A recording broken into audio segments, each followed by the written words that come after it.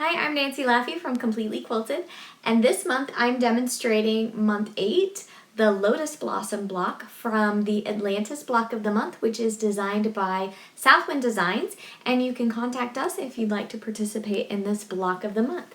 This month has these really cool little blossoms in each corner here of the lotus, and they're made with a three-dimensional effect, so I'll be demonstrating this today.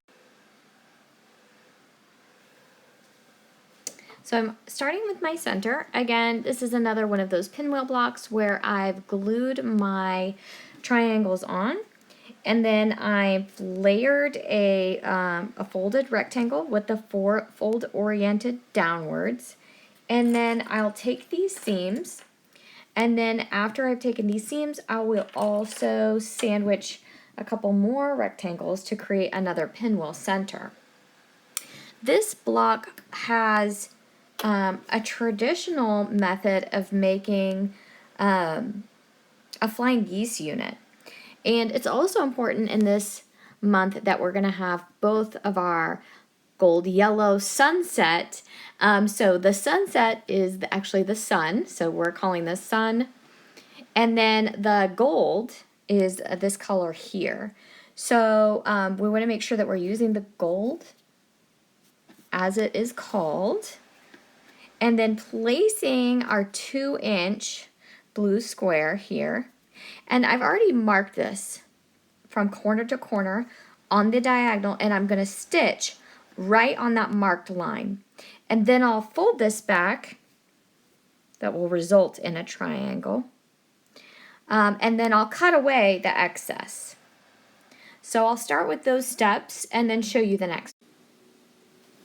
So with my first step sewn for this little flying geese block, I've already pressed that, and now I will just trim that seam allowance to 1/4 of an inch.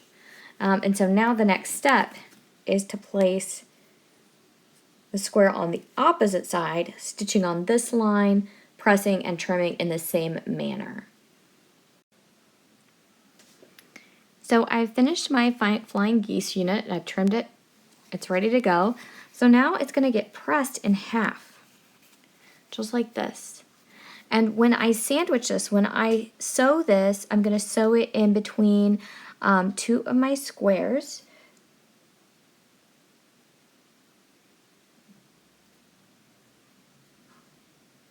The sunset ones. Yep, my sun. So I'm going to have my 2 sunset squares here. I'm going to sandwich it here, and I'm making sure that the gold side is the side that's going to be stitched in the seam allowance.